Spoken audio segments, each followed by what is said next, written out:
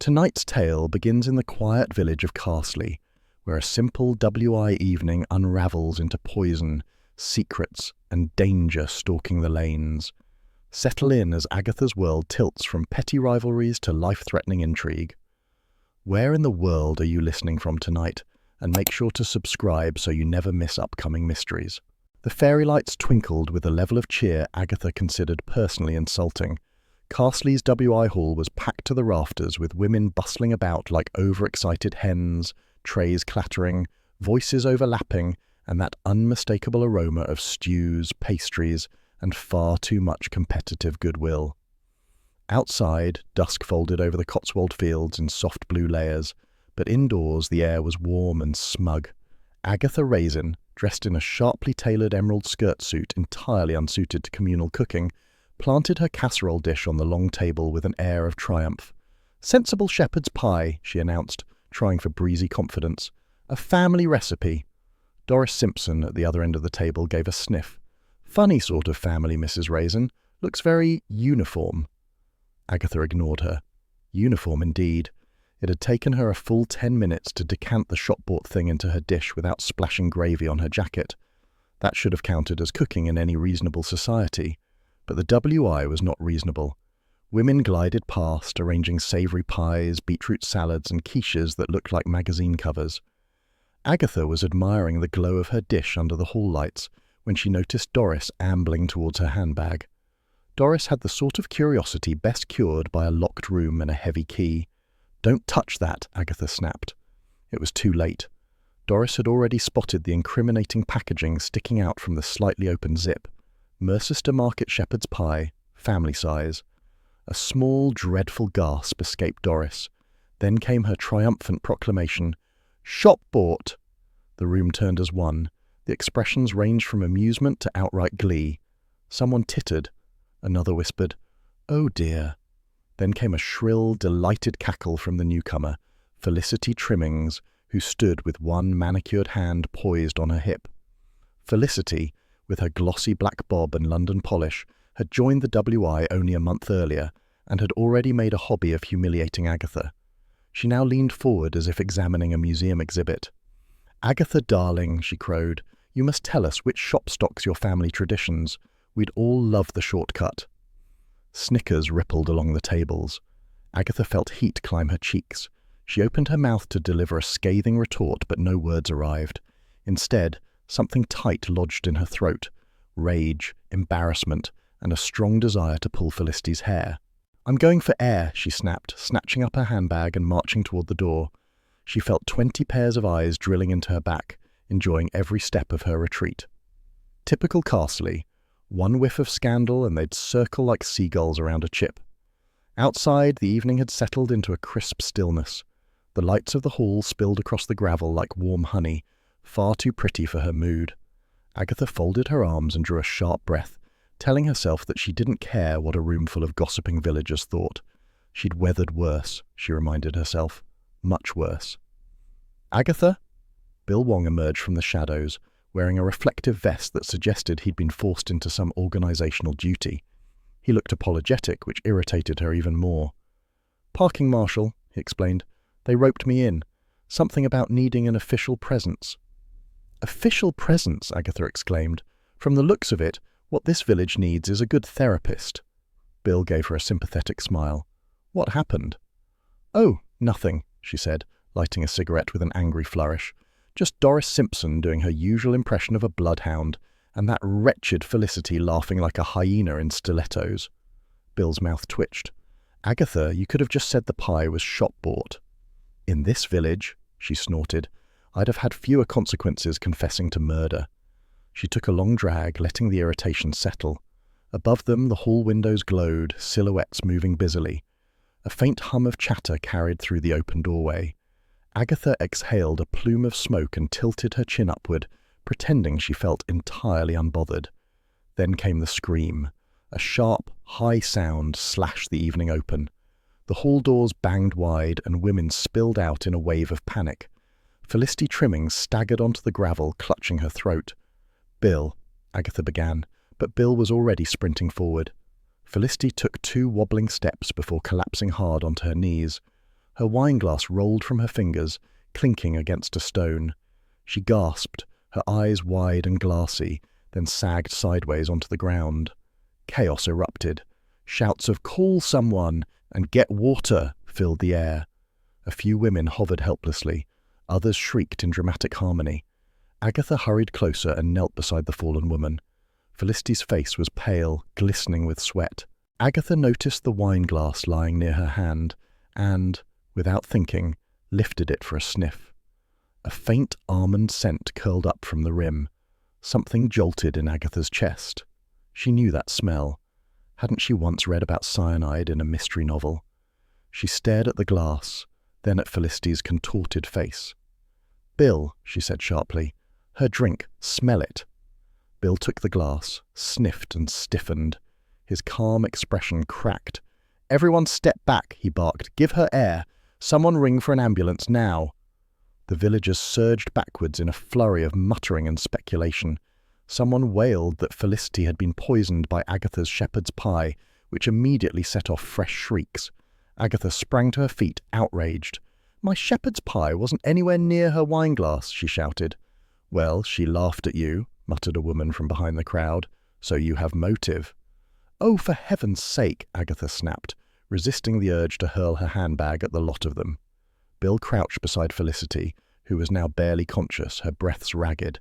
He murmured something reassuring, though it was clear reassurance was more habit than belief. The siren of the approaching ambulance echoed across the lane. While others panicked, whispered, or speculated wildly, Agatha felt a cold thread of curiosity weave through her humiliation. Sickening events had a way of erasing social embarrassment. Already the shepherd's pie scandal had lost its bite, replaced by something darker. The paramedics arrived and lifted Felicity onto a stretcher. She was still conscious enough to moan faintly. The crowd closed in again, drawn by human nature's peculiar magnetism for disaster. Bill directed the paramedics, then turned back to Agatha, his expression grim. "This isn't natural," he said quietly. "I know the signs." Agatha swallowed, her thoughts racing ahead. Poison at a WI event. It was grotesque, shocking, and perversely interesting. A mystery dropped in her lap like a gift-wrapped apology for public humiliation. She lifted her cigarette again, though her hand trembled slightly this time. "Someone slipped her something," she murmured. Felicity was many things, but she didn't collapse from laughter. "Agatha," Bill said, stepping closer, "I need you to stay out of this." She raised an eyebrow. "Do you really?" His jaw tightened. "Yes, this could get messy." Agatha exhaled smoke into the night air, watching it curl away like a promise. She gave him a tight smile, half irritation, half defiance. Stay out of it? Naturally she wouldn't. Carsley woke under a cold, glassy sort of morning, the kind that made the hedgerows look oddly judgmental. Frost clung to the grass like an accusation, which seemed appropriate to Agatha. She woke with a thudding head and the unwelcome realization that the entire village had witnessed her culinary disgrace, followed immediately by Felicity Trimmings collapsing in a heap of poisoned drama. It was, she reflected grimly, not her finest evening. She shuffled downstairs, Hodge weaving between her ankles with imperial entitlement. He meowed once, which Agatha took as a criticism of her timing. Yes, breakfast," she muttered, opening a tin with more force than necessary. Hodge flicked his tail in mild rebuke. Agatha envied his ability to look dignified in all circumstances. The Mercester Messenger lay on her doormat, and Agatha's heart sank at the bold headline, "Mysterious Collapse at Wee Event," complete with a grainy photograph of the WI Hall and a blurred figure who could only be her, cigarette aloft like a torch of scandal. "Brilliant," she groaned. "Absolutely marvellous. Front page mortification." By midday, the village was buzzing worse than a kettle left too long on the boil. Reporters prowled the lanes like hopeful foxes, sniffing for scraps. One even approached her garden gate before retreating under the full force of her glare. Almost on cue, the doorbell rang. Bill Wong stood outside, looking as if he'd had a night of broken sleep and lukewarm tea. His tie was askew, his patience already gone. "Morning, Agatha," he said, "or what's left of it." "Don't you start," she replied, stepping aside. "If one more person asks whether my shepherd's pie was lethal, I'll move to Timbuktu. Bill gave a weary sigh as he entered. Felicity's alive, but drifting in and out. Doctors think poison's likely. We're running tests. Agatha folded her arms. And here you are to tell me not to get involved. Exactly, he said. You were there. You noticed the glass. That's already too much. Agatha bristled. Noticed the glass because you were faffing about with parking cones. Someone had to use their brain. Bill pinched the bridge of his nose. Agatha, please, just leave this alone. Naturally, she had no intention of doing any such thing. By early afternoon, Charles Frayth arrived in his vintage convertible, scarf fluttering in a way that suggested he believed himself in a perfume advert. He leaned on his horn impatiently until Agatha stormed outside. Do you want the whole village to know you're here? She snapped. Darling, the whole village always knows I'm here, Charles drawled. Get in. We're going to inspect the lair of the fallen queen. Felicity's cottage? Agatha blinked. Since when did you become interested? Charles gave her a languid smile. Since you looked like you needed company. Also, I'm bored. They drove through the cold afternoon light to Felicity Trimmings's modern cottage on the edge of Mercester. It was aggressively fashionable, all polished chrome, white walls, glass vases, and magazines about diets that promised impossible miracles. The place screamed money, ambition, and someone polishing her image with military precision. Gareth Trimmings opened the door, pale and red-eyed. His jumper sagged at the shoulders, giving him the air of a man who'd slept badly and cared even less. Mr. Trimmings? Agatha asked gently. Yes, he said, voice wavering. Felicity's not, well. Charles offered a sympathetic nod while subtly peering over Gareth's shoulder at the spotless hallway. Agatha stepped forward. We're here to understand what happened last night, she said. We want to help. There's nothing to understand, Gareth insisted, wringing his hands. Felicity has no enemies. None at all. Agatha nearly snorted. Everyone has enemies, especially Felicity. She softened her tone. We're just looking around. Nothing official. Gareth hesitated, then stepped aside. They entered the pristine sitting room, where the sunlight fell across immaculate surfaces. Not a cushion out of place, not a crumb on the carpet. Agatha's eye landed first on the answering machine. Its red light blinked insistently. 32 saved messages. Does she often leave these? She asked. Gareth flushed. She liked to monitor things. She said deleting messages was sloppy. Agatha pressed the button before he could object. A series of sharp, agitated voices filled the room. Felicity had a knack for provoking people, it seemed. Half the messages were from WI members expressing annoyance about meeting schedules, lost forms, and one mysterious incident with the scones. The other half were complaints from people Agatha didn't recognize. No enemies, he says, Agatha murmured. She collected them like stamps.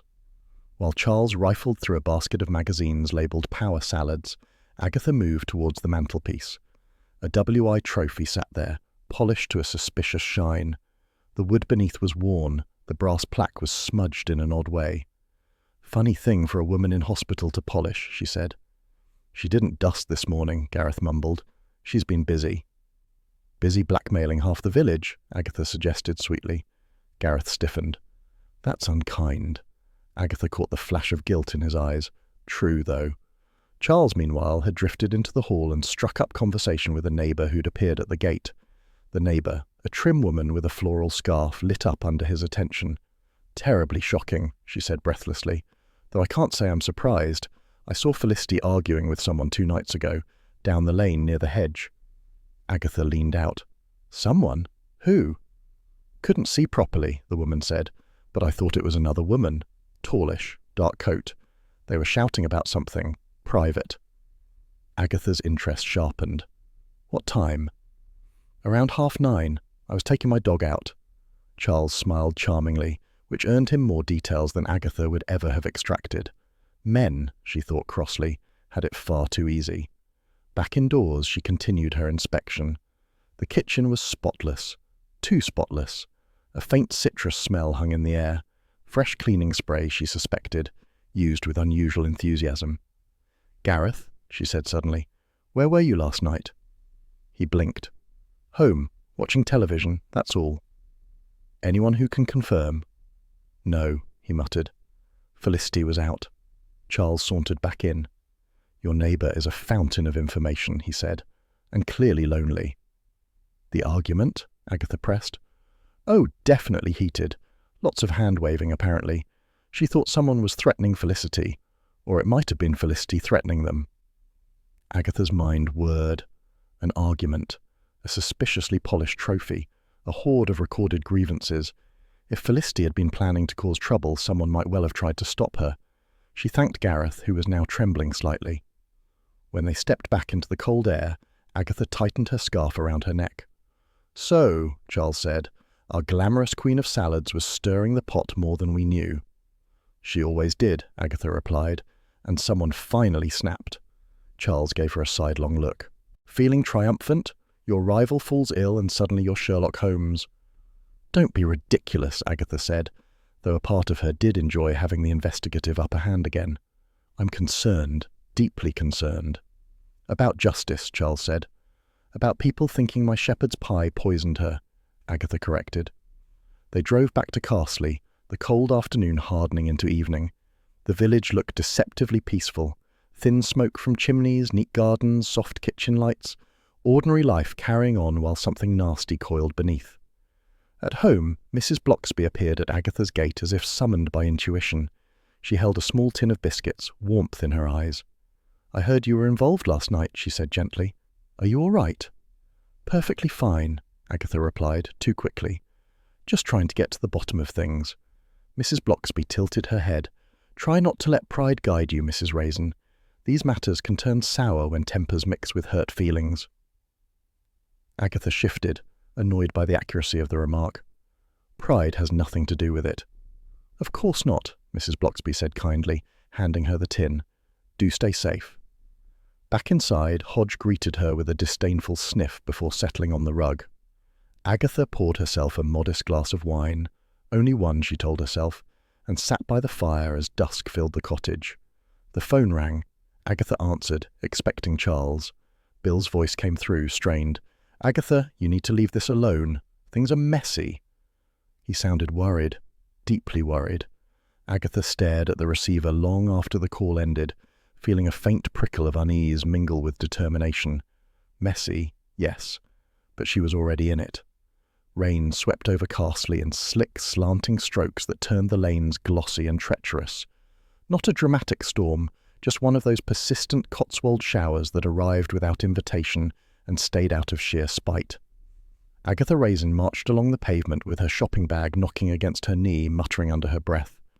2 separate villagers had already asked whether she was recovering from the shepherd's pie incident, and one had inquired with painful sincerity whether she had intended to poison Felicity Trimmings. "If I had," Agatha snapped at the last offender, "I'd hardly use a supermarket pie." She regretted the remark instantly. It made her sound guilty and, worse, defensive. The rain trickled down her collar as she turned up Lilac Lane, wishing she had worn a hat rather than trying to preserve her hair with a scarf.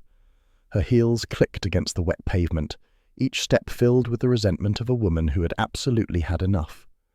When she reached her cottage, she noticed something wedged under the door. At first she thought it was a soggy takeaway leaflet. Then she tugged it free and saw the words, printed in a neat, deliberate hand, "Stop digging, or you'll be next." Agatha stared at it. Rain pattered against her shoulders, but she barely felt it. The note was crisp, despite the weather. Someone had placed it recently. Too recently. "Well," she muttered, stepping inside, "isn't that charming?" She slammed the door and marched to the phone. Her hand hovered for only a moment before she jabbed the buttons. Bill answered on the second ring. "Agatha, what's wrong?" "Get here now," she said sharply. "Someone's threatening me." His car pulled up 3 minutes later, tires splashing through puddles. Bill appeared at her gate, hair damp, jacket plastered to his shoulders, looking angrier than she had ever seen him without paperwork involved. "Let me see it," he said as soon as he stepped inside. Agatha handed him the note. Bill read it once, his jaw tightening. He read it again, slower. When he looked up, the calm professionalism had vanished. "This isn't a joke," he said. "You're now officially involved, and I don't want you near this case anymore." Agatha folded her arms. "Well, that's a pity, because I'm already knee-deep." "Agatha, Bill," she echoed in exactly his tone. He took a breath, visibly swallowing frustration. "It's dangerous. Whoever poisoned Felicity is scared. Scared people lash out. You should step back." "Nonsense, I'm making progress." "You're making trouble," he shot back. "There's a difference." Their eyes met, his filled with alarm, hers with stubborn fury. The air between them tightened until it felt like a third presence. "Agatha," he said quietly, "I don't want you hurt." Something shifted in her chest at the softness. She despised vulnerability, especially her own, so she lifted her chin briskly. "I've survived worse, usually without police assistance." Bill exhaled sharply. "At least promise me you'll stop questioning people." "I'm going to the WI hall," she replied, grabbing her handbag. "Does that answer your question?" "Agatha!" But she was already out the door. The WI hall was still faintly fragrant with last night's disastrous festivities. A few women pottered about stacking chairs, polishing tables, and gossiping with renewed enthusiasm. Rain drummed lightly against the windows, but the room was warm, buzzing, and eager for scandal. Doris Simpson spotted Agatha instantly and stiffened as if preparing for battle. "Ladies," Agatha said, advancing with purpose, "I need to speak with you." A small circle formed around her, part curiosity, part defense formation. WI members loved order, but loved gossip more. "We've all heard about poor Felicity," said Joan Tibby, whose timid voice quivered with anticipation. "Poor?" Agatha raised an eyebrow. "That's a generous word, considering how many toes she stepped on." Doris sniffed. "Felicity was spirited." "She was a menace," added another woman, adjusting her cardigan. "Stole my scone recipe and called it rustic." "She once told me my jam looked anemic," Joan whispered, looking traumatized. "She ruined my lemon drizzle in the summer competition," another chimed in, "said it was texturally confused." Agatha nodded. "Exactly. So someone had reason to silence her. Any recent rows?" A ripple of discomfort passed through the circle. Doris glanced around nervously. "She may have had disagreements," Doris admitted, "with several people." "Oh, do share," Agatha said sweetly. They shared. Felicity, it seemed, had lived a surprisingly rich life of giving offence. She had stolen presentation ideas, sabotaged bakes, corrected grammar with malice, reduced Joan Tibby to tears during an argument about tablecloth colours, threatened to shake up the WI in ways no one trusted. She also said, Joan added timidly, that she was planning something big, a reveal, next month's meeting. Agatha's ears pricked. "A reveal of what?" Joan wrung her hands. "She didn't say, only that some people would be exposed. That was the word she used." A murmur of horror passed through the room. Exposed was a terrifying term in WI vocabulary, far worse than criticized. Doris folded her arms, defensive. "What are you getting at, Mrs. Raisin? You always think the worst." "Experience," said Agatha, "and survival instincts." Still, she left the hall more thoughtful than triumphant. Felicity had clearly been plotting a performance. Someone might have wanted to cancel it, permanently.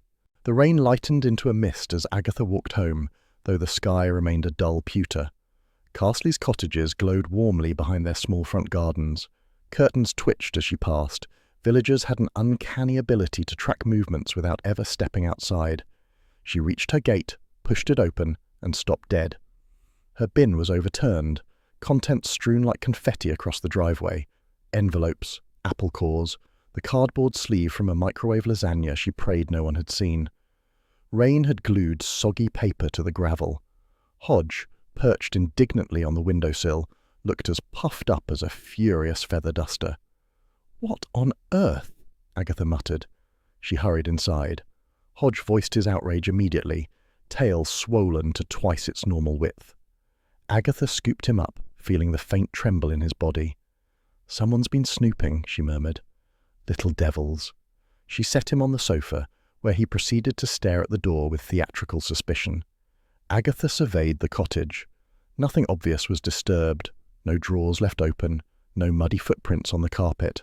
Whoever had broken in, or attempted to, knew how to avoid leaving a mess. But the bin outside, that was deliberate, a warning, a show of reach. Her throat tightened again, not with fear, but with fury. "They think they can frighten me," she said aloud, pacing the sitting room.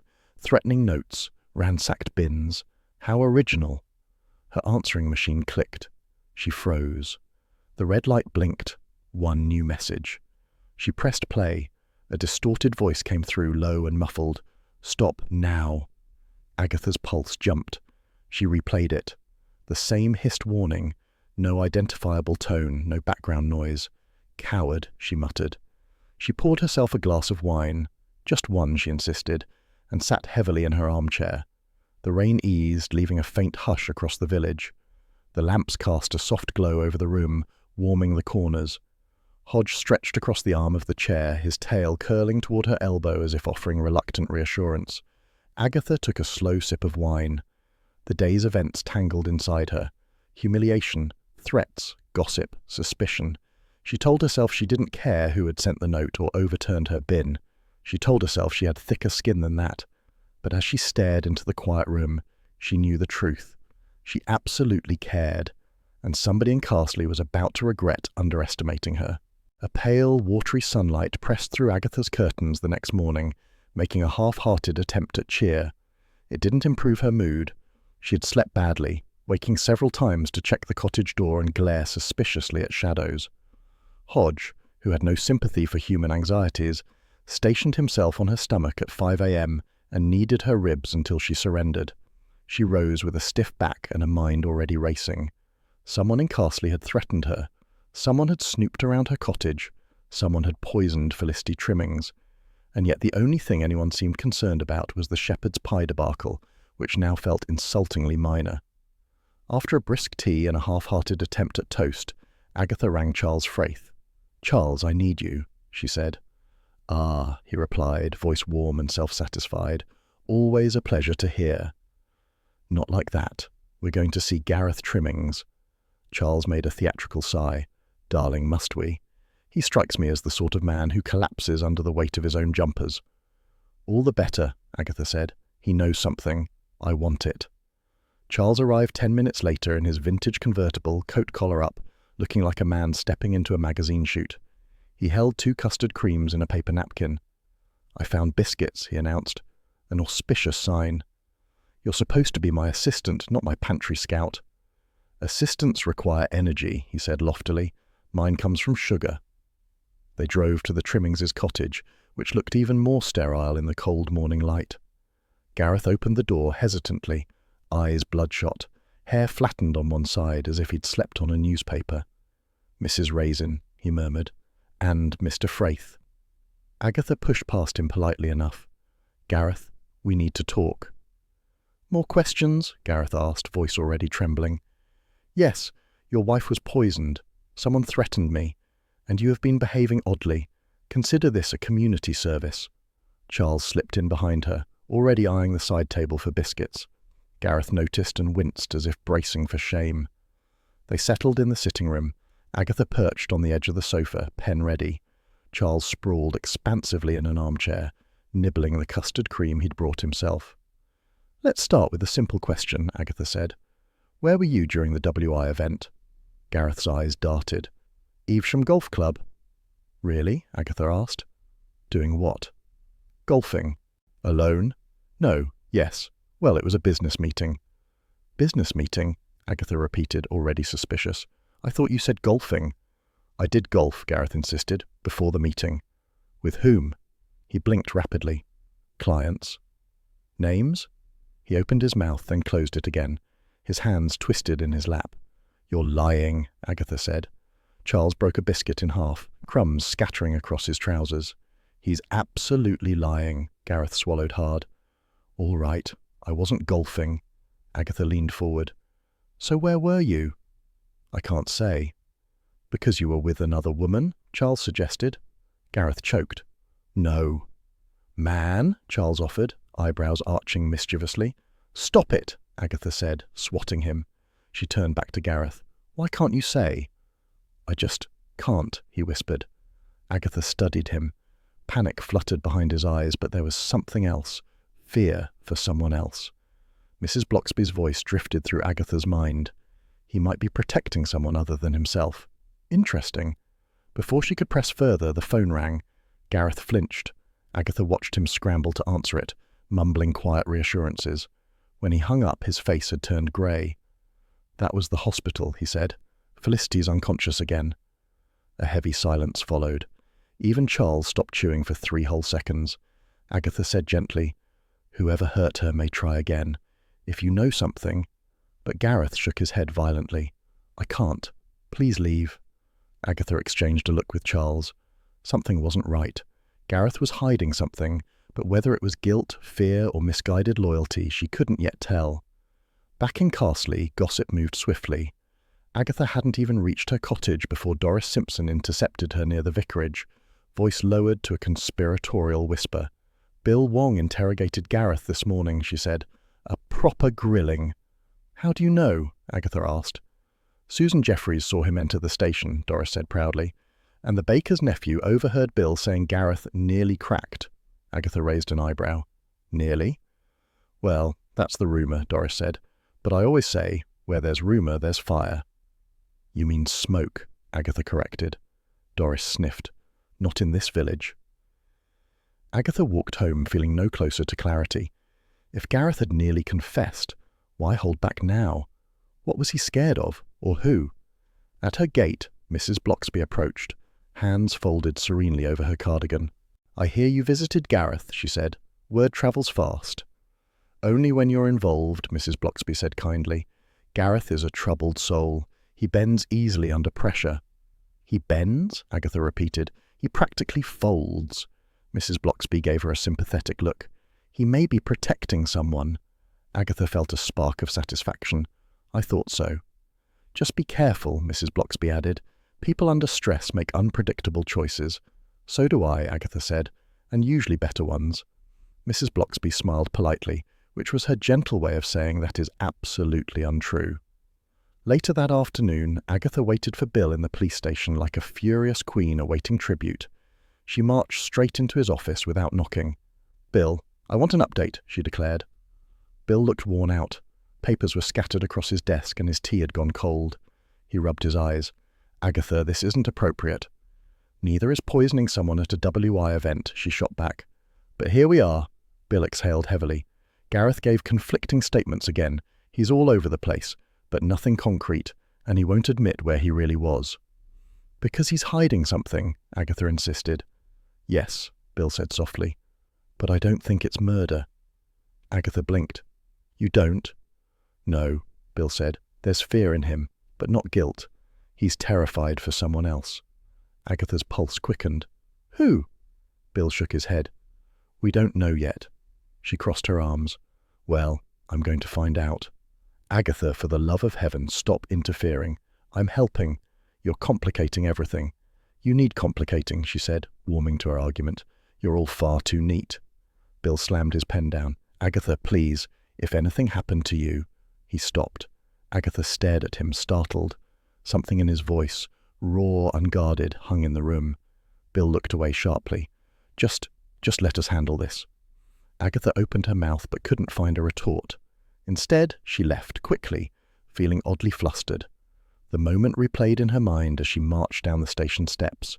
Bill worried, truly worried, and vulnerability from Bill Wong always rattled her more than bullets or threats. She shook it off angrily. Emotional confusion was terribly inconvenient. By early evening, Agatha sat in her cottage living room with Charles lounging on her sofa, feet up, remote in hand. Hodge stared at Charles with profound disapproval. The phone rang. Agatha snatched it up. "Agatha, darling," Roy Silver's voice screeched through the line, thick with London drama. "I've heard the news. Poison. Hospital collapses. Honestly, you countryside people live more dangerously than Soho." "Roy," Agatha said, already exhausted, "what do you know?" "Only that Felicity was a terror in heels, and when terrors start dropping, it's always deeply provincial and therefore deeply dangerous." "Care to elaborate?" "No," Roy said smartly. "I simply want you to know I'm thinking of you, and if you die, I want your scarf collection." Agatha hung up on him. Charles stretched lazily. "Roy does have a point. It is dangerous."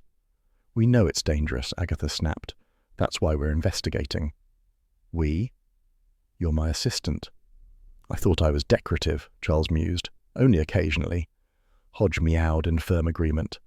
Agatha poured herself a modest glass of wine. Her first of the evening, she reminded herself, and leaned back. The clues tangled in her mind. Poison from bitter almond extract, a mysterious withdrawal of £3,000, Gareth's shifting alibis, Bill's unspoken fear. Someone in Carsley was hiding more than secrets. Charles looked over lazily. "What's our next move?" Agatha gazed at the fire, determination simmering beneath irritation. "We keep digging. Even after the threat. Especially after the threat." She lifted her glass, swirling the wine. Her reflection in the window looked older than she felt, but fiercer too. Let them try to scare her. Agatha Raisin did not back down. Not for villagers, not for poisoners, and absolutely not for threats shoved under her door. A mild, bright morning tiptoed over Carsley, the sort of deceptively cheerful day Agatha Raisin always distrusted. Sunshine glimmered on the Honeystone cottages as if the village were posing for a postcard, but Agatha knew better. Sunshine in Carsley usually meant one thing: villagers in a good enough mood to meddle. She stood at her cottage window, watching a pair of neighbours chatting far too eagerly across a hedge. Their faces held that unmistakable sparkle that meant gossip was fermenting like cider left in a too-warm pantry. Hodge leapt onto the sill beside her, tail swishing with regal boredom. "Don't look at me like that," she muttered. "If you'd been threatened twice in 24 hours, you'd be pacing too." Hodge blinked once, unimpressed. Agatha adjusted her coat and strode out, determined to dig deeper into Felicity Trimmings's past mischief. Sunshine or not, someone in the village had secrets to protect, and she intended to pry them loose. Her first stop was the vicarage. Joan Tibby lived in an annex nearby and greeted Agatha with the wary gaze of someone expecting interrogation.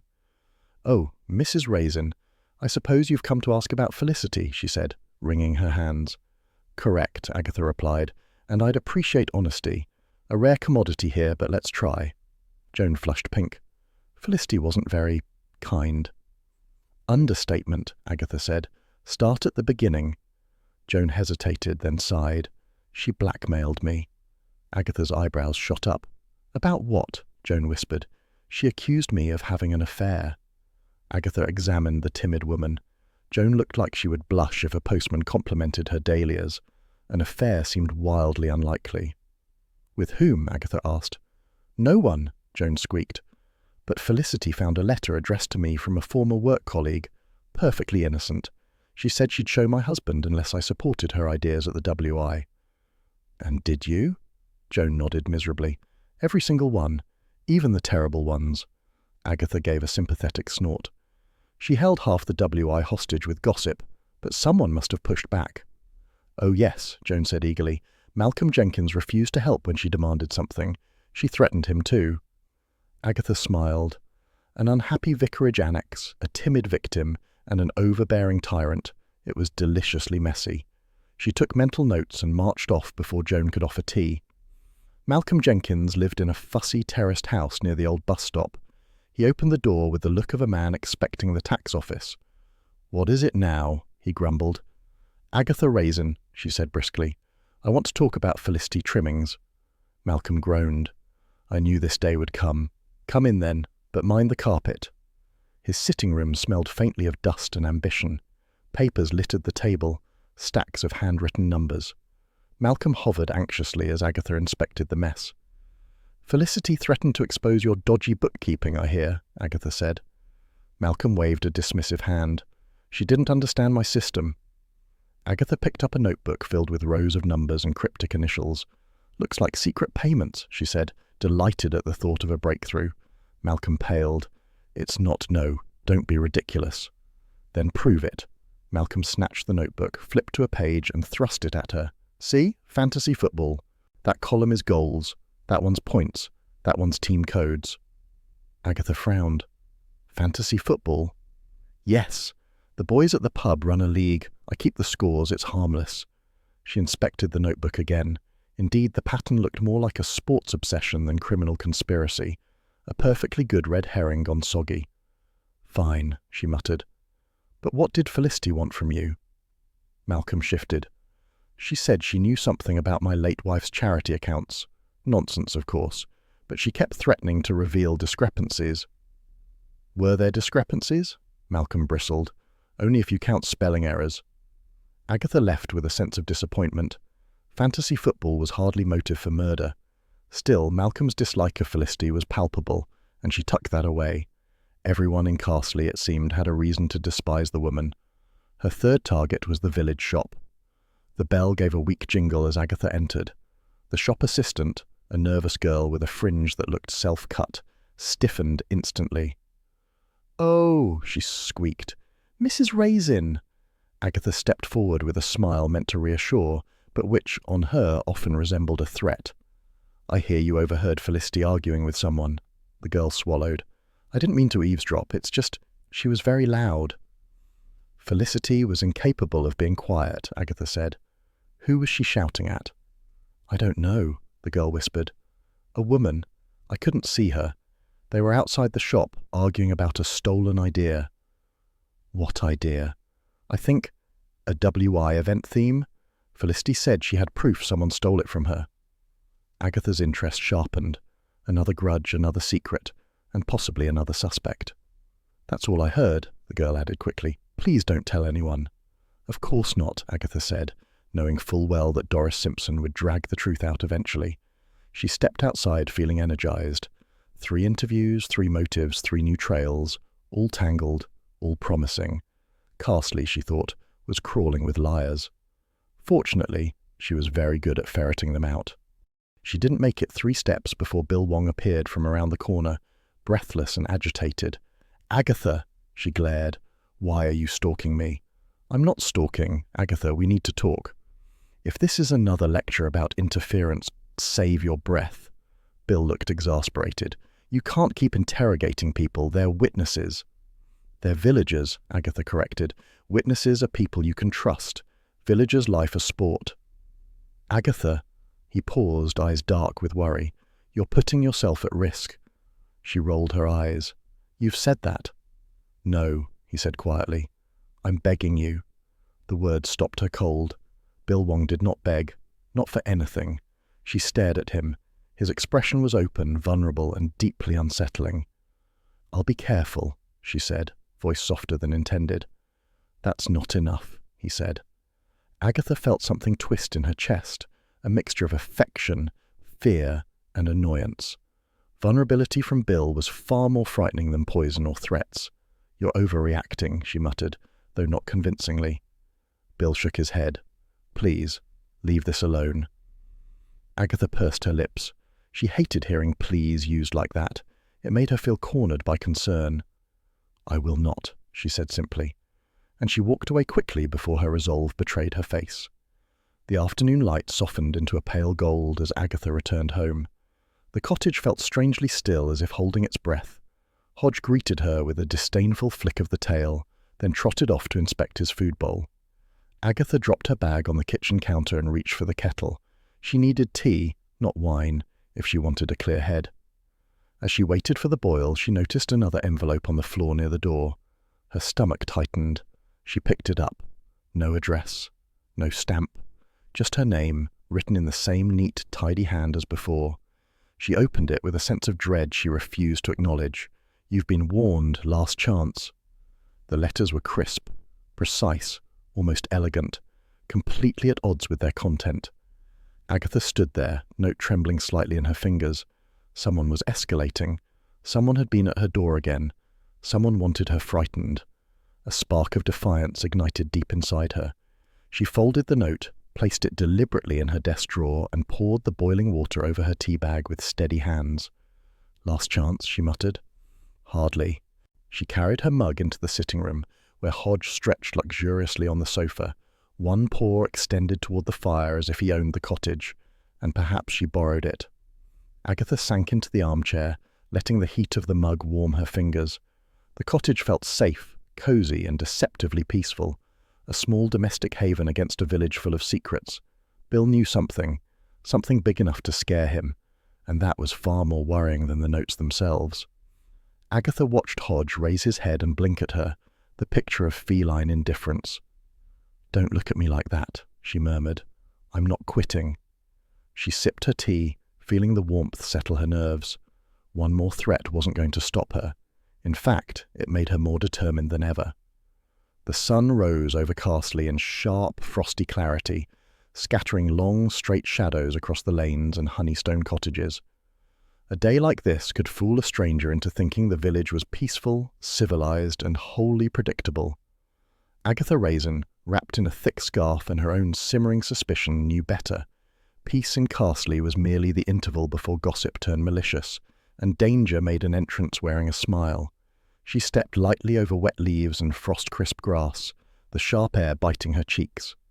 Hodge, perched indifferently on the sill of her front window, watched her leave with feline disapproval, tail twitching as though he understood both her brilliance and her foolishness. The hospital stood stark against the morning light, its brickwork bland and unwelcoming. Agatha approached briskly, scarf drawn high, hoping to remain unnoticed. Inside, the corridor smelled faintly of antiseptic and flowers someone had thoughtfully left by the window. Bill Wong was already there, moving quickly between the nurse's station and Felicity Trimmings's room. "Mrs. Raisin," he said sharply as he noticed her, "what are you doing here?" "Visiting," she replied innocently, lifting her chin. "Purely civic concern." "Civic concern," Bill repeated, eyebrows raised. He pinched the bridge of his nose. "You mustn't. It's dangerous." Agatha ignored the warning, moving past him. She slipped in quietly, keeping her scarf pulled low, just enough to suggest anonymity without resorting to full disguise. Felicity lay in the hospital bed, pale and wan, her breath shallow and uneven. One eye flickered open briefly, meeting Agatha's gaze. "Not him, not money. The book. Tell her." Her words were ragged, barely audible, carried on a whisper that seemed to vanish almost before it left her lips. Agatha leaned closer. "The book?" she asked. "Which book? What do you mean?" Felicity tried to gesture, pointing weakly toward the bedside table, then collapsed again. Her hand fell limply, and the shallow rise and fall of her chest reminded Agatha sharply that the situation was far from trivial. "Mrs. Raisin!" Bill barked, grabbing her arm. "Step back!" Agatha blinked at him, the irritation rising with her concern. "She tried to tell me something. The book." Bill's jaw stiffened.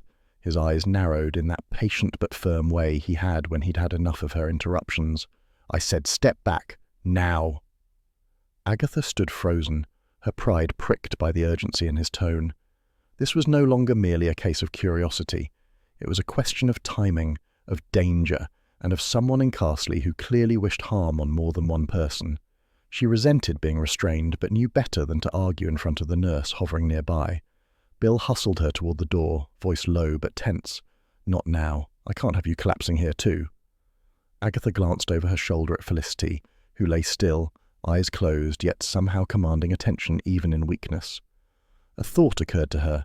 Someone had tried to communicate a secret, a key piece of the puzzle, and she had missed part of it. She clenched her fists in frustration. Back at Felicity's cottage, Agatha wasted no time removing the scarf that disguised her identity.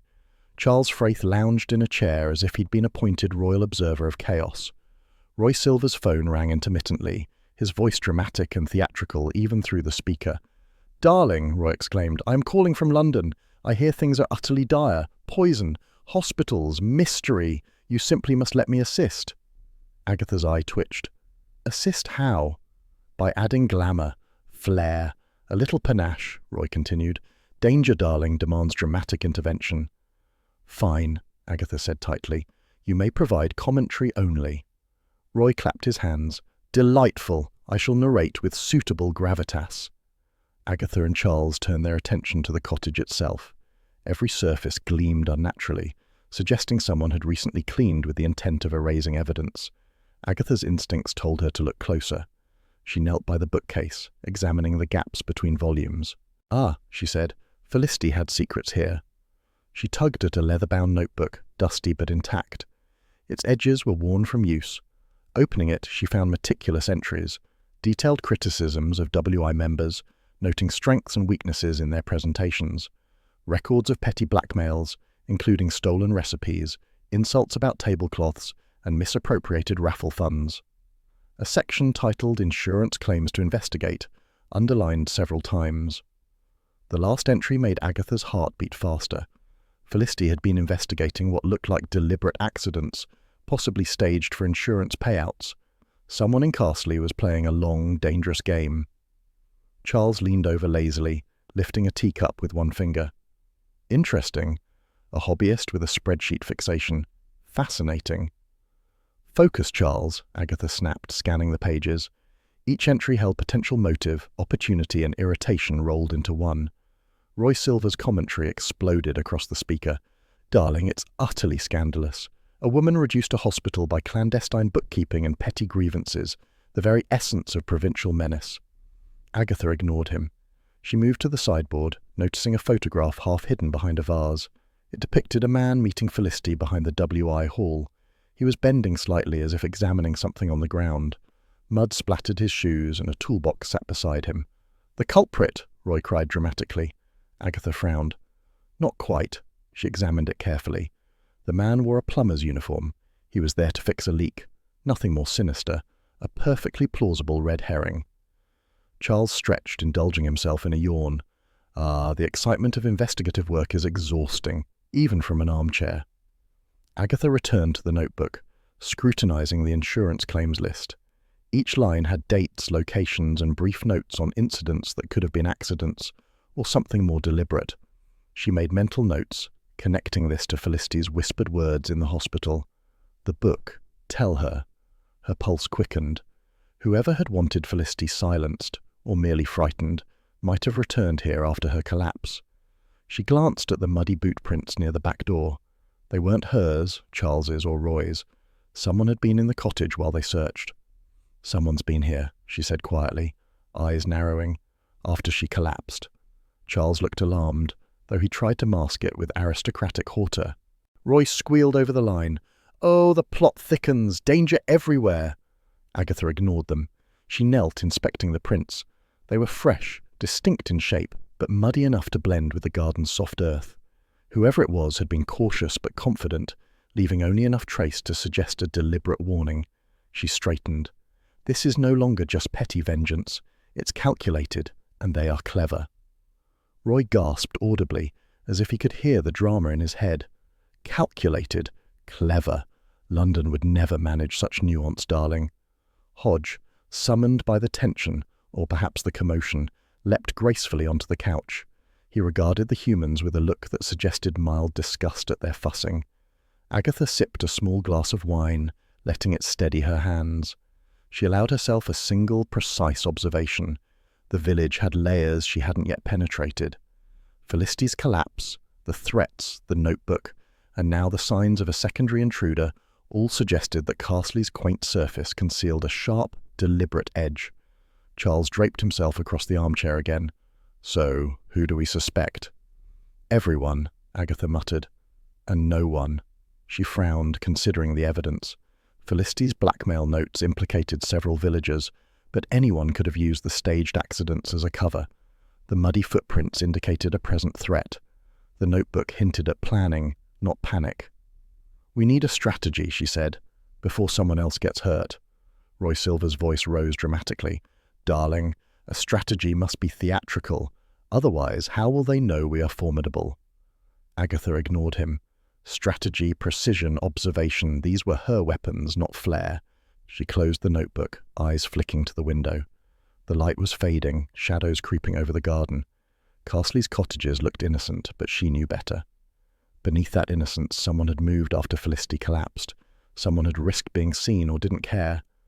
"We need to keep watch," she said, "and record everything." Charles groaned, but took out a notepad.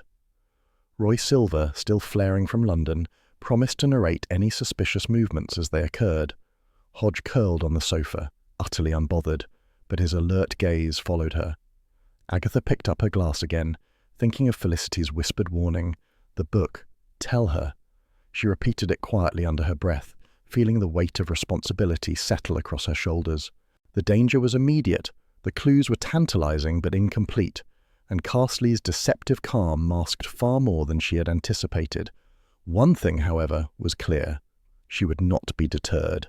Someone in this village had secrets, and she intended to expose them all, before they struck again.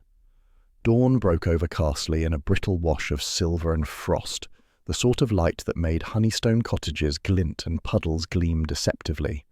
Agatha Raisin, still in her dressing gown and nursing a cup of lukewarm tea, was startled by a sharp knock at the door. It was far too early for the postman, and much too early for anyone civilized. "Bill?" she muttered, wrapping a shawl around her shoulders. Before she could protest, he pushed past, rain-spattered coat dripping onto her mat. His face was pale and tight, eyes sharper than she had ever seen. "Morning?" she said cautiously, measuring his exhaustion. "You look like you've been wrestling with a storm and lost." Bill ignored the jab. "Agatha, sit down, quickly." She perched on the edge of the sofa, hands clasped over her knees, heart thumping in expectation. He was unusually tense, vulnerable even. "Felicity's poison," he said, voice low, "was administered in a very specific quantity, precise enough to require chemical knowledge, not something a casual person would guess." Agatha's eyes narrowed. "Precise? You mean deliberately measured?" Bill nodded. "Exactly. The type of chemical knowledge only a few locals would have, someone with hobby experience or training." "And who might that be?" she asked, already suspecting the name. "Teresa Colville," he said, rubbing his forehead. "Quiet WI member, chemist by hobby, extremely private. She's cautious, clever." Agatha blinked. "You haven't brought her in?" Bill hesitated, running a hand through damp hair. "No, I didn't want to risk tipping her off. She's a lawyer's nightmare and can exploit any misstep. I can't have her discover procedural errors before we're ready." Agatha stared at him. Bill Wong bending rules? Bill Wong bending rules to protect an investigation? It felt like seeing a saint mislay his halo. "You mean," she said slowly, "you've come here, unannounced, and you haven't alerted her, because you're trying to avoid tipping her off?" "Exactly." His lips pressed into a thin line. "I didn't want anyone else knowing." Agatha felt a surge of astonishment mixed with a thrill. Bill Wong, meticulous and infuriatingly rule-bound, was improvising, and he was trusting her enough to be part of it. "Fine," she said, rising. "We'll visit her now." They drove through the crisp morning air, winding along lanes that glittered with frost. Hodge, left behind to sleep on the windowsill, would later regard her absence as a betrayal. Agatha ignored the mental scolding. There were more pressing matters. Someone had administered poison. Someone had threatened her. And now Teresa Colville might hold the key. Teresa's house stood tucked behind a row of lavender bushes, spilling a faint scent into the chilled air. Agatha knocked, and the door opened almost immediately. Teresa Colville, a woman with calm eyes and a faintly smug smile, regarded them with mild curiosity. "Mrs. Raisin, Mr. Wong," she said smoothly. "Do come in." The interior smelled strongly of lavender, books, and chemicals in subtle equilibrium. Beakers lined the windowsill, neat but lived in. Agatha's eyes flicked immediately to the windowsill. A tiny vial of bitter almond oil rested there, glinting in the morning sun. "You're early," Teresa said, motioning to 2 chairs. "I wasn't expecting visitors." Bill seated himself rigidly, eyes scanning. "Teresa, we need to discuss Felicity trimmings." Teresa tilted her head, expression serene. "Ah, Felicity. A rather lively presence, wasn't she?" "Teresa," Agatha said sharply, "she threatened you, didn't she?" "Only once," Teresa replied. "She claimed she knew about my handling of parish funds. I assured her she was mistaken." "And she believed you?" Agatha asked. "Partially. She enjoyed being dramatic." Agatha's eyes swept the room. Everything seemed in order, but subtle clues betrayed activity. A faint burn mark on Teresa's thumb, a torn page from an appointment diary matching entries in Felicity's cottage ledger, and the bitter almond oil. "Tell us about this," Agatha said, pointing at the oil. Teresa shrugged, almost smugly. "It's for experiments, purely recreational chemistry." "Experiments that require precision," Bill said, his voice low, "enough to produce the poison used on Felicity." Teresa's lips twitched. "Poison? I never touch poison, just essential oils." Agatha exchanged a glance with Bill. Every detail fit a pattern, yet something didn't. The torn diary page aligned with Felicity's notes. The oil smelled bitter, but Teresa's calm demeanor suggested knowledge without malice. "Were you near the WI hall when she collapsed?" Agatha asked. "No," Teresa said, hands folded. "I was at the chemist's shop in Moreton-in-Marsh. CCTV would confirm it." Agatha frowned. A perfectly plausible alibi. But why the page? Why the oil? The puzzle deepened. CCTV? Bill's brow furrowed. She can't. That's inconvenient. Teresa's tone remained polite, neutral. I said I was there. You may check. Agatha made a mental note. She needed to verify this, but it wasn't immediate. Her mind raced across Felicity's diary, the insurance claims, the notebook entries, and Teresa's subtle indicators. Someone was manipulating events, and Teresa might only be the next layer, or a carefully placed distraction. Charles Fraith, lounging in a corner, lifted a brow. Delightful domestic science, darling. Nothing like a tidy chemist to keep a village on its toes. Agatha ignored him. Roy Silver, calling from London, added his dramatic voice through the speakerphone. Darling, the intrigue thickens. Poison, threats, alibis. Where is the thrill if we can't feel the danger? Roy, you're not helping, Agatha muttered. She turned back to the subtle clues. Bitter almond oil, torn diary page, burn mark, precise chemical knowledge, but a verifiable alibi. Teresa might be telling the truth, or lying brilliantly. Bill leaned back, pinching the bridge of his nose. Someone's playing us, he muttered, and they're close. Agatha's lips pressed together. He didn't need to elaborate. She understood perfectly. Someone had orchestrated Felicity's collapse, manipulated her investigation, and now used misinformation to divert attention. Do we trust her? Agatha asked. Bill shook his head slightly. Not completely, but she's cautious, clever, dangerous in her own quiet way. Agatha's fingers tapped the edge of the notebook she had brought along. Dangerous in her own quiet way. That sounded entirely like someone she had met before in Carsley, or someone about to reveal themselves. Teresa, meanwhile, smiled faintly, noticing the tension. I suppose I appear incriminating, but I assure you I had nothing to do with Felicity's misfortune. Agatha studied her, noticing the subtle burn on the thumb again. It could be innocent, a candle, an experiment gone slightly wrong, or it could mark preparation. You'll need to remain available, Bill said finally. If your alibi is verified, fine, but we may call you again. Teresa inclined her head gracefully. Of course, I understand. Agatha stood, straightening her coat. She felt the familiar rush of certainty and irritation. Someone was manipulating the village, threatening lives, and leaving her to untangle the threads. Teresa might be key, or a clever diversion. Either way, the investigation had narrowed to fewer possibilities, but with greater peril. As they left, Agatha's mind raced. Muddy prints in Felicity's cottage, diary pages, bitter almond oil. Each detail now seemed part of a deliberate pattern, and someone was watching, waiting for the next misstep. Back in the car, Charles sprawled in the passenger seat, a cushion under his arm. Darling, you do realize that sniffing out chemists makes you frightfully admirable. Agatha ignored him. She was thinking too fast for compliments. Roy Silver's commentary over the phone reminded her vaguely of a wind-up toy, shrill but not helpful. Someone returned to the cottage while we searched, she said quietly, almost to herself. Muddy boots, subtle enough not to notice immediately. Bill's hand tightened on the steering wheel. Exactly. Someone is close. Agatha exhaled slowly, feeling the firelight of determination kindle in her chest. They were running out of mistakes to make. Whoever Felicity had angered or uncovered was clever, patient, and dangerously close. Hodge, waiting at her cottage, greeted her with a pointed meow, tail flicking. Agatha bent to scratch him behind the ears. Even he seemed to understand the gravity of the situation. We have to stay ahead, she murmured, or someone else will pay the price. Bill's eyes met hers in the rearview mirror. No words passed, but the understanding was clear. The line between rules and necessity had blurred, and Carsley's quaint facade hid a far more ruthless reality. Agatha Raisin naturally would not back down. The game had sharpened, the players were fewer, the stakes higher, and someone had returned to the scene while they were distracted. The village was closing in.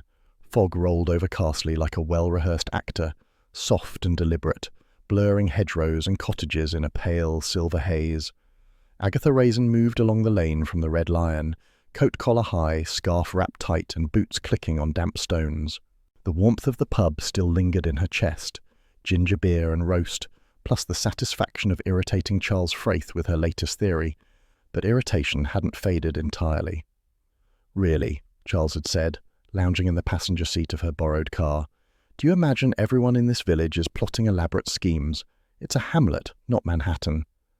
Agatha's eyes had narrowed so sharply they could have sliced a loaf of bread. "Charles, small places conceal the biggest vanities." "Vanities, yes," he said smugly. "But murders? And poisons? Do you realize how melodramatic that sounds?" "Melodramatic, yes," Agatha muttered, "but also accurate." The fog thickened as she walked, muffling her footsteps and painting the familiar lane with the eerie charm of a period drama. Hedges seemed closer, their tips dripping with dew that reflected the pale lamplight. She pulled her scarf tighter and allowed herself the small satisfaction of imagining a villain lurking in the mist, the very embodiment of Castley's clandestine menace. Halfway down the lane, her mood sharpened. Footsteps, soft but deliberate, echoed behind her. Agatha stiffened. Someone was following. She quickened her pace. Footsteps quickened. "Show yourself!" she hissed, swinging her bag in warning, though she suspected no one would comply. The footsteps accelerated. Heart hammering, she spun around and felt a sudden shove against her shoulder. She fell hard, arms scraping against the rough stone of a garden wall. Pain lanced up her forearm as she scrambled to her feet.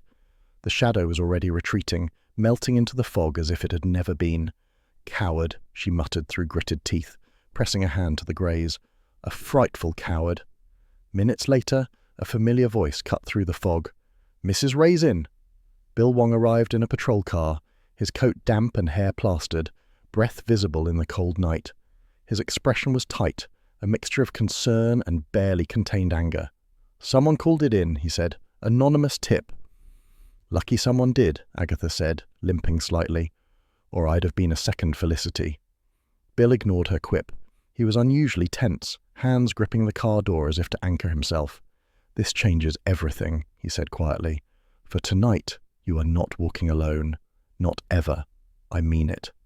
Agatha bristled. "I will walk wherever I like." He didn't reply immediately. Instead, he pressed a button on his radio. A patrol car's headlights appeared faintly in the fog behind them. "Park outside your cottage. Officers report only to me. No paperwork, no log, no fuss." Agatha blinked. The world felt subtly off balance. Bill Wong, bending rules. For her. Her chest warmed for a moment, a dangerous, fluttering sensation she had no intention of acknowledging. "Touched," she muttered under her breath. Then, seconds later, she was furious. And angry at being touched. Bill stared at her, unreadable. "Forget the emotion. Focus. Safety first."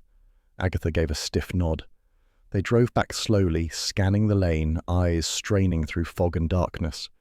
The shoving attack had been messy, opportunistic, a sign of fear rather than planning. Whoever it had been lacked Felicity's precision or Teresa Colville's meticulous care. She noted the mud on her boots and coat clasp, glancing at the gate latch. A flash of recognition. The earth-stained metal matched mud she had seen in Felicity's garden. Someone had been there recently and now targeted her. "Do you see this?" she said, pointing. Bill crouched, inspecting the latch. "Yes," he muttered, careless, but revealing. Not the mind of a careful poisoner. Too much haste, too much panic. Agatha nodded. She liked having details others overlooked. Small inconsistencies spoke volumes, more than confessions or alibis. Arriving at her cottage, Agatha unlocked the door slowly, letting the fog swirl behind them. Hodge was waiting in his usual seat, tail flicking with an expression that could only be interpreted as judgmental. He jumped onto the armchair, regarding them like the sofa itself had been trespassed upon.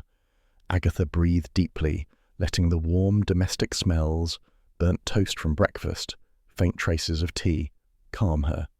She had survived threats, poisonings, and now a direct attack, all before 8 p.m. "I'll check inside," Bill said. He moved methodically, eyes sweeping every corner. Agatha's arm still throbbed from the shove. Her pride hurt more than her flesh. "Don't underestimate him," she muttered to Hodge, who yawned in reply. The cat's apathy was comforting. Inside, the cottage was undisturbed, though the shadow of intrusion lingered in the subtle impressions on the carpet. Agatha noticed minor scuff marks near the door and the faint aroma of wet earth carried from outside. The intruder had fled hastily, leaving a story in their wake. Bill's voice came quietly, urgent yet calm. "Agatha, You mustn't walk alone anymore. Not until we identify who did this. Agatha felt the irritation flare hot in her chest. I will walk wherever I please, she said again, ignoring the protest in her tone. She set down her bag, trying to steady herself. Then exhaustion and shock collided. Her vision blurred. Legs wobbling, she sank slowly onto the nearest chair. Her hands gripped the armrests and the room tilted slightly as adrenaline drained away.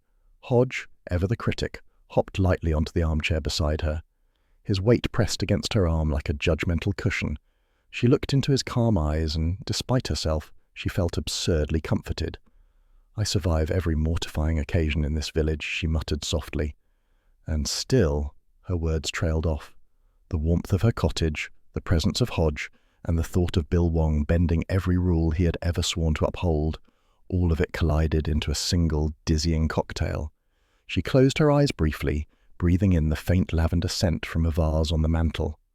Outside, the patrol car remained stationed as ordered, headlights slicing through the fog.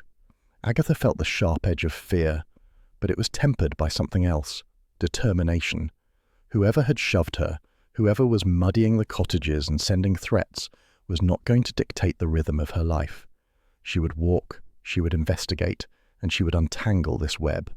She opened her eyes, meeting Hodge's gaze. He twitched his tail once, disapprovingly. She nodded, wordless but comprehended. Action was necessary. Bill's words replayed in her mind. Someone is close. Someone had been in Felicity's garden. Someone had followed her. Someone had chosen this moment to threaten her. And yet, despite the near attack, despite adrenaline and bruises, she felt a flush of satisfaction. She was in the thick of it, and she was far from helpless. We'll find them, she said aloud, almost defiantly, and they'll regret it. The house remained quiet, warm, and deceptively safe. Hodge sprawled across the armchair, one paw dangling as if keeping silent vigil. Agatha straightened in her seat, allowing herself a small sip of tea. The fog outside thickened slightly, hiding paths and secrets alike, but inside her cottage she had clarity for the first time that evening. Danger lingered, yes.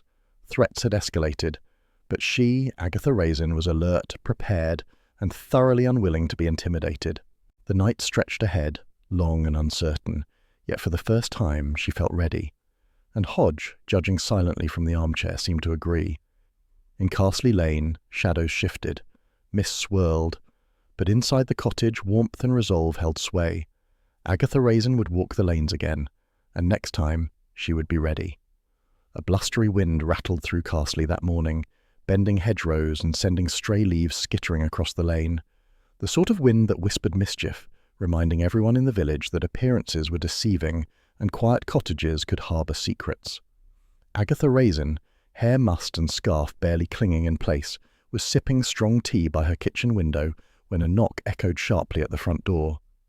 Before she could summon a polite greeting, the door swung open to reveal Gareth Trimmings. He was shaking, his face pale and eyes wide, and he smelled faintly of whiskey, enough to make the hairs on the back of her neck rise. "Mrs. Raisin," he stammered, words tumbling over one another.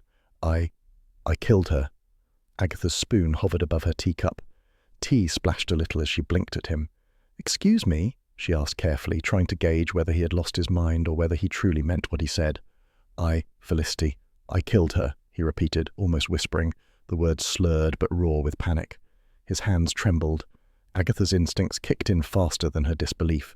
She grabbed her coat and bag. "Stay put, I'm calling Bill." By the time she had summoned Bill Wong, Gareth had collapsed into a chair, trembling as if he might crumble entirely. Bill arrived, hair damp from the wind, coat unbuttoned, and eyes narrowing instantly. "Gareth," Bill said briskly, kneeling in front of him, "what are you talking about?"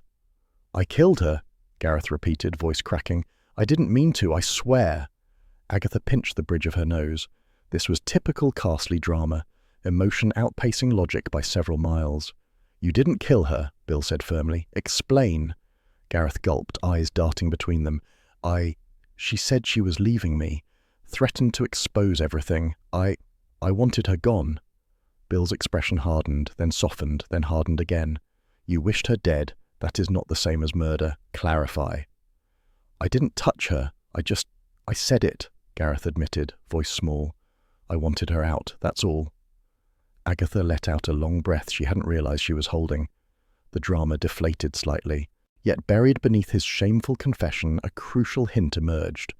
"She told me," Gareth continued in a trembling murmur, "that she had uncovered a criminal scheme, someone respected in Carsley. I didn't know what it was, but she made me swear not to tell anyone." Agatha's mind sharpened. Respectable? Criminal scheme? Someone whose polite smile hid far darker intentions. Bill's brow furrowed. "Do you remember who?" Gareth shook his head miserably. "No, she wouldn't say. Only that it involved the church, the WI, money, something serious." Agatha's pulse quickened. This was the break they had needed. The angle that linked Felicity's notebook to a real threat, not just village pettiness. "Thank you," she said softly. "Try to rest. Don't." She trailed off, knowing full well Gareth might not rest a wink until he revealed every morsel of information he possessed.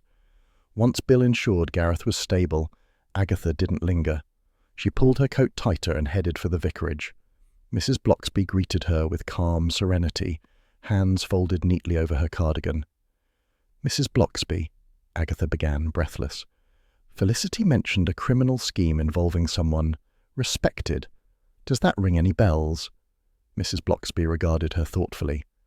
"Felicity once tried to blackmail a member of the WI over church charity funds," she said carefully. "It was delicate. She threatened to reveal misuse unless certain funds were accounted for properly."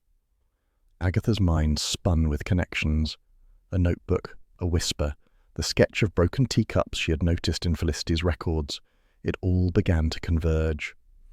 "The broken teacup symbol," she said, leaning forward. It appeared next to several names in her notes. Mrs. Blocksby's eyes flickered. Yes, it was the WI's private code during disputes. Tiny sketches, usually a teacup, occasionally broken, to mark disagreements or potential sanctions. Agatha's heartbeat quickened. If she decoded the pattern, she could narrow down suspects to a very manageable list. Teresa Colville, Malcolm Jenkins, Joan Tibby, all had motives, opportunities and connections. "And a fourth," Mrs. Blocksby added softly.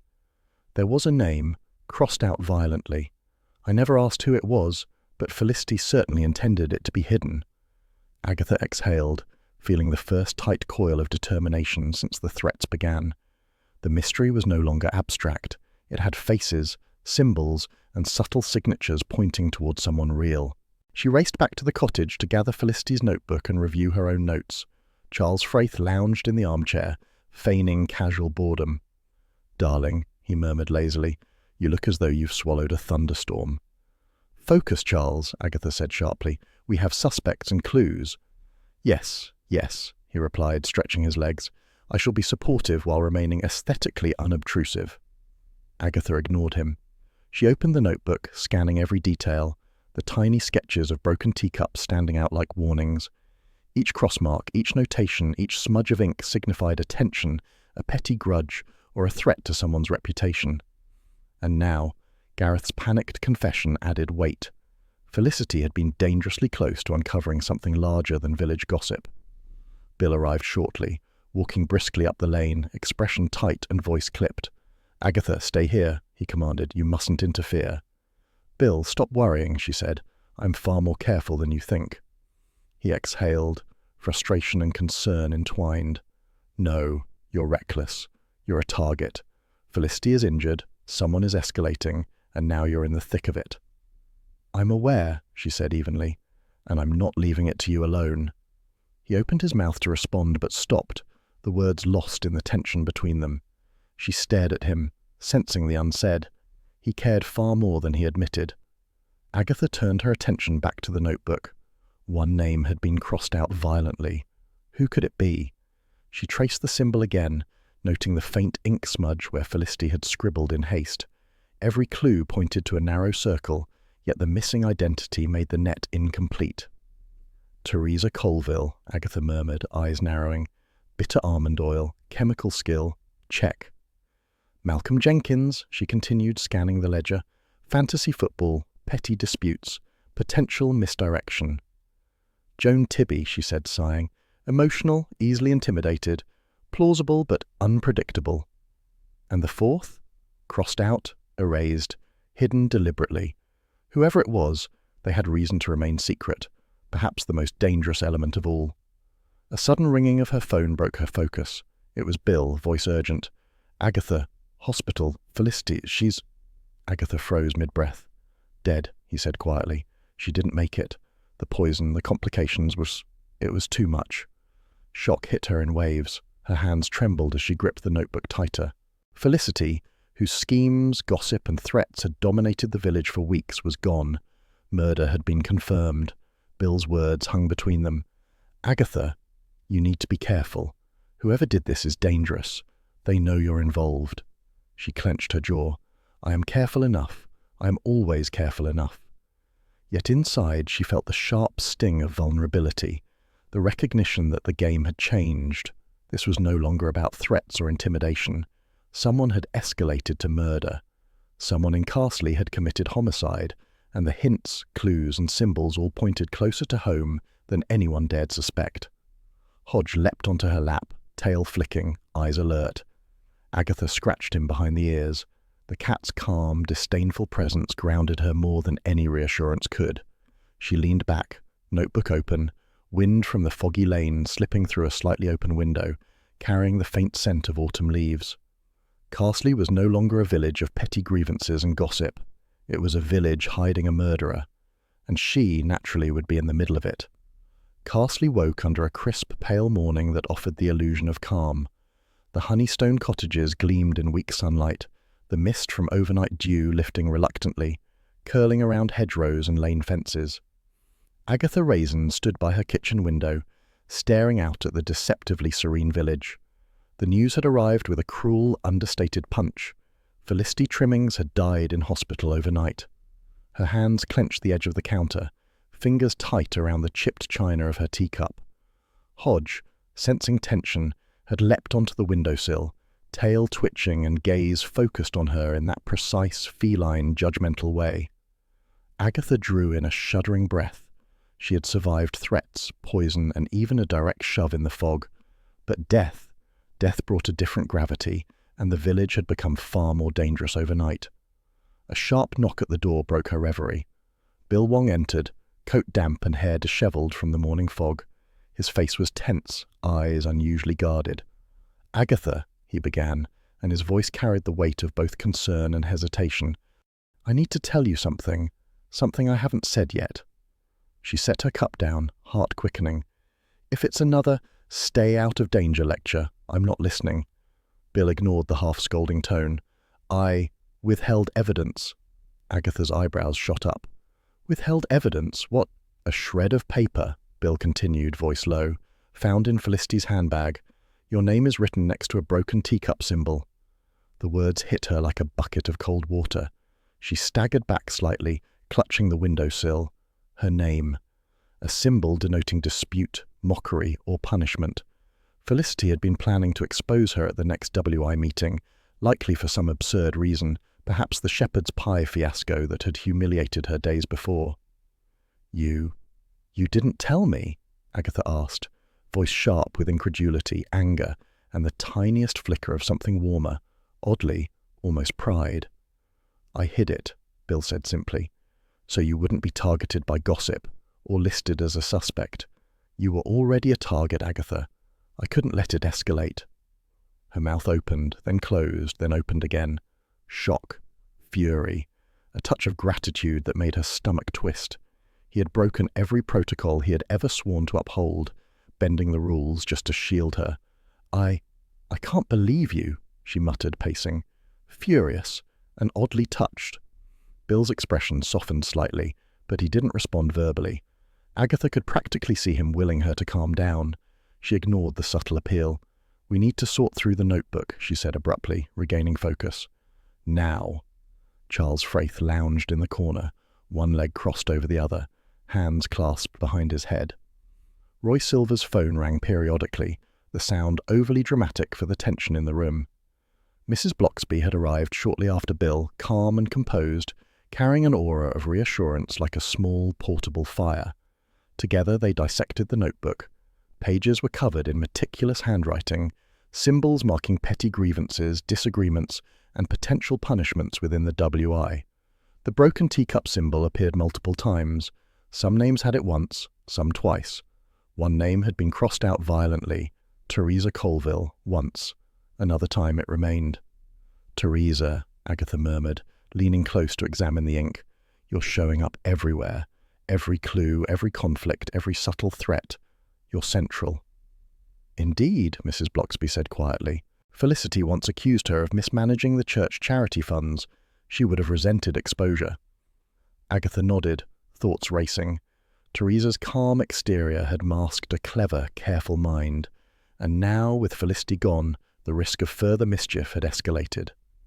"We need to visit her again," Agatha said resolutely. "She's hiding something. I can feel it." The group arrived at Teresa's house mid-afternoon. Sunlight glinted off frost-mottled windows, revealing an ordinary cottage with no outward sign of malice. Agatha's eyes, however, scanned every shadow, every curtain fold, every glimmer of light for subtle hints of deceit. Teresa greeted them with her characteristic composure, offering polite smiles that did little to mask the tension in her stance. "Mrs. Raisin, Mr. Wong," she said, voice calm. "I assume this visit is about Felicity." "Correct," Agatha replied, forcing her calm. "We'd like to examine a few things." Teresa's brow flickered. "Of course," she said, though her smile tightened fractionally. Agatha's gaze swept the room. The faint scent of lavender mingled with something chemical, subtle but noticeable. Then her eyes caught a hint of movement beneath a rug. Kneeling, she lifted it carefully and revealed a stash of old WI account books. She picked them up, flipping through them quickly, noting discrepancies and hidden annotations. "Interesting," she murmured. "Why hide these?" Teresa's hands clutched the edge of a countertop, knuckles white. These are merely records. Administrative." Agatha's eyes flicked to the sink. A teacup sat there, remarkably similar to those used at the WI hall, marked faintly with traces of lipstick or tea stains. She raised an eyebrow. "And your Burns kit," she added, noting a small drawer ajar, its contents incomplete. Several items were missing. Teresa's eyes widened. I can explain." Agatha's voice sharpened. "Go ahead." Teresa bolted. Agatha reacted immediately, sprinting across the muddy garden. Boots sank into the earth. Her skirt clung to her legs with damp grime. Behind her, Charles's car blocked the lane, engine idling and lights bright. Roy's dramatic narrations exploded from the phone, shouting theatrically about the chase and danger. Teresa stumbled across the field, arms flailing slightly, panic evident in every step.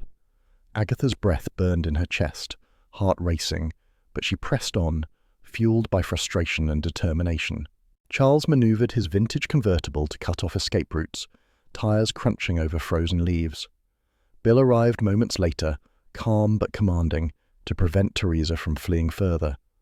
Cornered, Teresa faltered.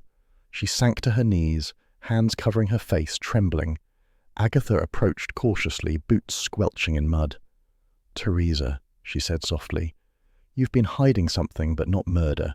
Is that correct?" Teresa looked up, eyes wide, voice cracking.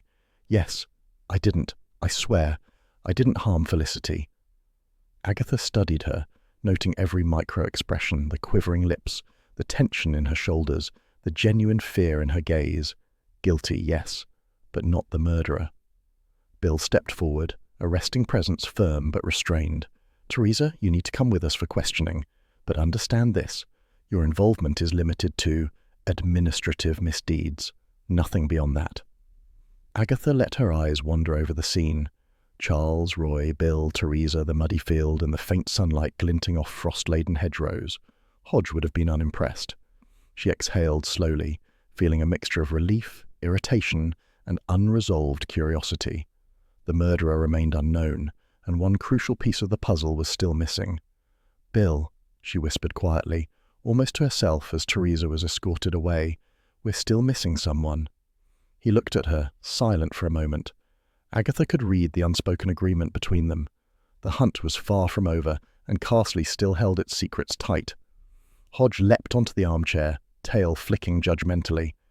Agatha sank beside him, picking up her teacup, allowing herself a brief sip.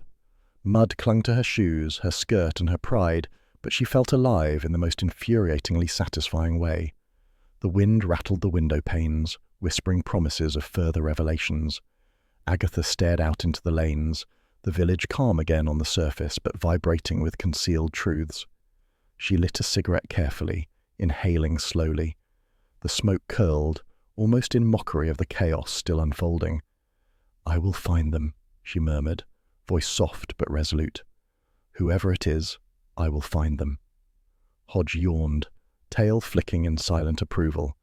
The village was quiet, but danger lingered, and Agatha Raisin was ready to meet it head-on.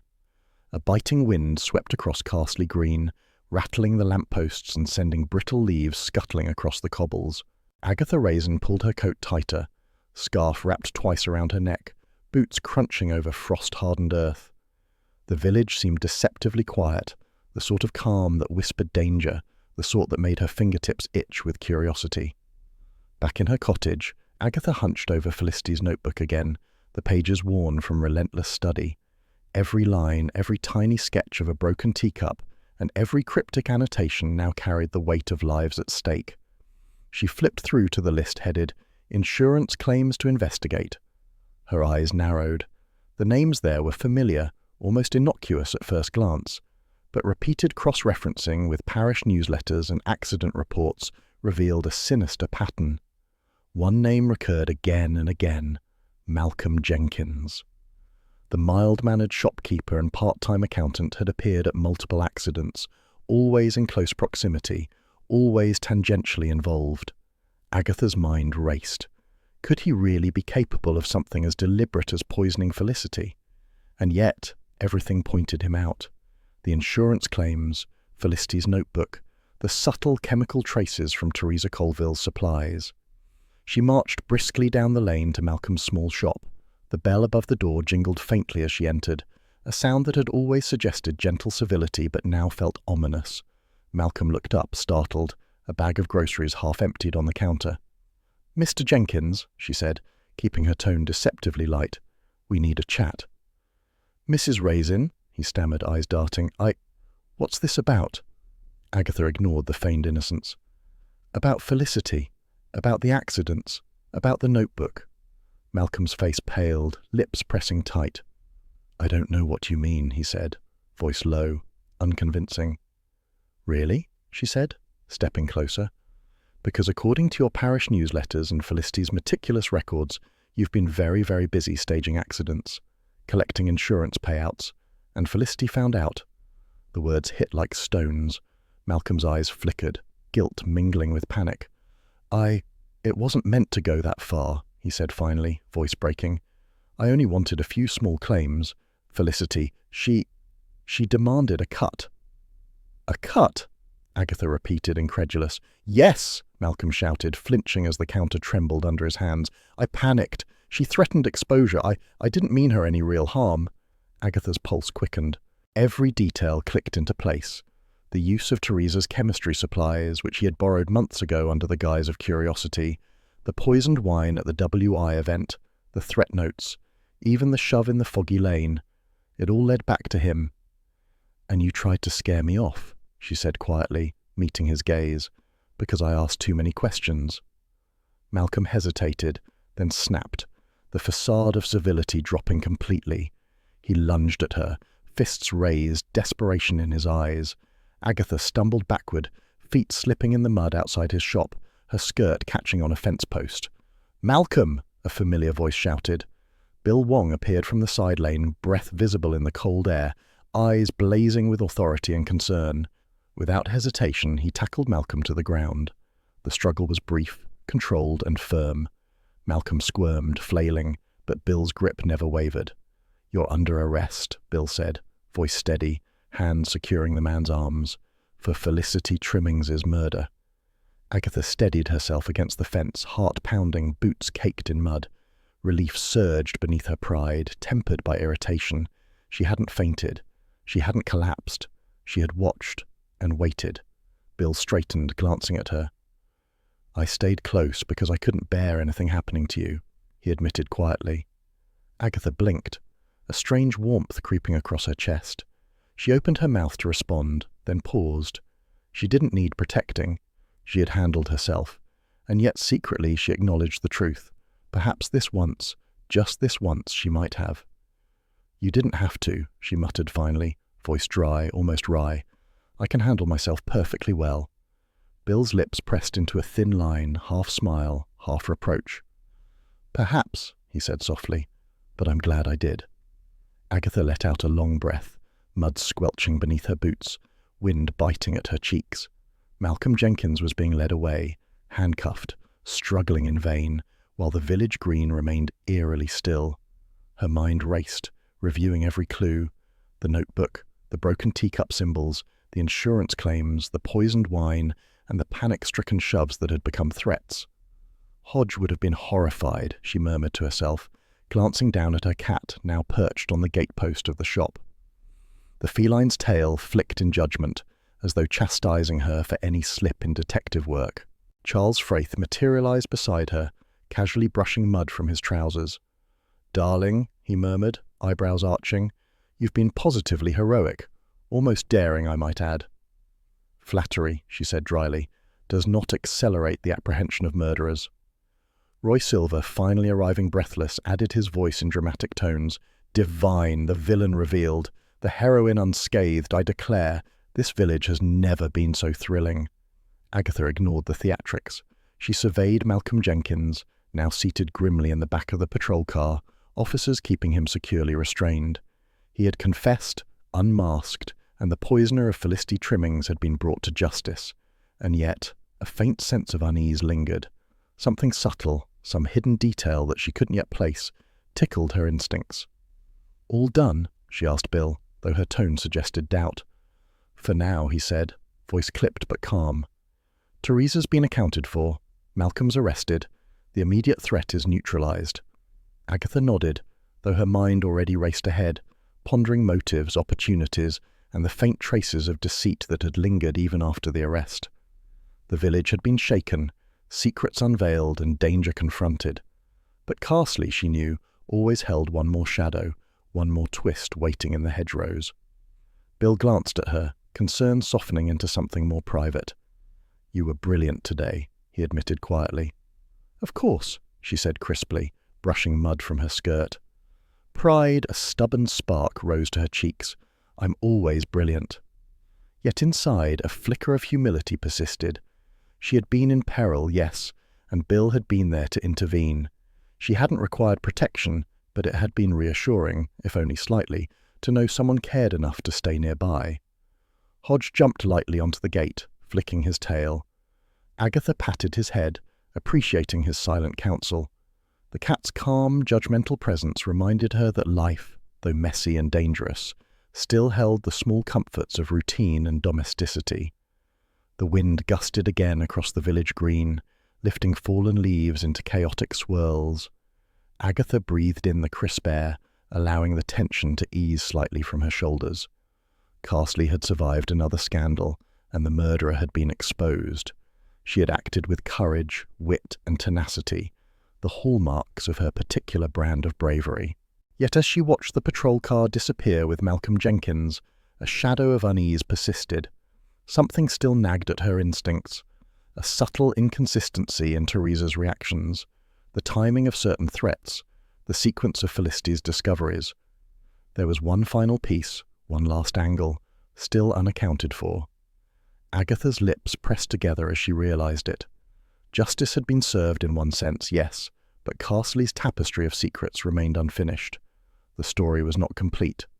She sighed and looked down at Hodge, who stretched languidly on the gatepost, his paws extended and tail curling with understated judgment. "I suppose we'll find out soon enough," she murmured, voice quiet but resolute. "Someone else is out there, and we'll have to see this through." Bill's hand brushed hers briefly, a small gesture of reassurance. Agatha ignored the flutter it caused in her chest, focusing instead on the practical matters ahead, the notebook, the clues, and the village's enduring capacity for deception. The sun climbed higher, glinting off frost-mottled roofs and gilded hedgerows. Carsley remained calm on the surface, the village green seemingly innocent and placid. But Agatha knew the truth. Beneath that gentle exterior lurked ambition, malice and secrets waiting to be unearthed. And she, naturally, would be in the thick of it, boots muddied, scarf askew, mind alert, and senses sharp. She lit a cigarette carefully, inhaling deeply. The smoke curled upward in lazy, curling spirals, almost in mockery of the chaos still swirling through the village. "One day," she murmured to Hodge, tail flicking, eyes half closed in judgment, "I may even get a full night's sleep." The cat blinked at her, unimpressed, as if to say, unlikely. Agatha Raisin exhaled smoke and determination alike. The real killer had been revealed, Malcolm Jenkins brought to justice, but the game, the chase, the delicate threads of Carsley's secrets, these were far from concluded. Winter sunlight filtered softly across Carsley, brushing honeystone cottages with a delicate glow. Frost lingered in shaded lanes, but warmth lingered in the village's kitchens and tea shops. Agatha Raisin stepped from her cottage onto the lane, scarf snug around her neck, boots crunching lightly over frost-crusted gravel. The air smelled faintly of wood smoke and drying leaves, comforting after weeks of fear, suspicion, and nearly fatal intrigue. The WI hall buzzed with activity, not the energetic chatter of a successful evening, but the tentative, careful kind that comes after scandal. Conversation stopped abruptly when Agatha entered. Eyes flicked up, mouths tightened. A few villagers coughed, mumbled apologies, or avoided her gaze entirely. The shepherd's pie incident, so humiliating once, now felt almost quaint compared with Felicity's poisoning, Teresa's panic, and Malcolm Jenkins' arrest. Doris Simpson, pale and fidgeting, approached first. "Mrs. Raisin," she whispered, cheeks flushed, "I'm terribly sorry about the pie. It was unkind." Agatha gave a small, wry smile. "Thank you, Doris. I suppose it's all relative now, isn't it?" She allowed herself a private chuckle at how a shop-bought meal could seem so monumental in hindsight. Joan Tibby shuffled past, offering a timid nod, and murmured, "Apologies, Agatha. I should have spoken up sooner." Agatha inclined her head, noting the nervous tightness in Joan's shoulders. Even the minor players had learned lessons, or at least she hoped. Mrs. Bloxby entered, carrying a small plate with a perfectly cut slice of lemon drizzle cake. She placed it gently on the table beside Agatha, eyes soft and warm. "You are brave, Mrs. Raisin," she said quietly, "and worth protecting." Agatha took the plate, touched unexpectedly by the gentle reassurance. She managed a tight smile. "Thank you, Mrs. Bloxby. That means more than you realize."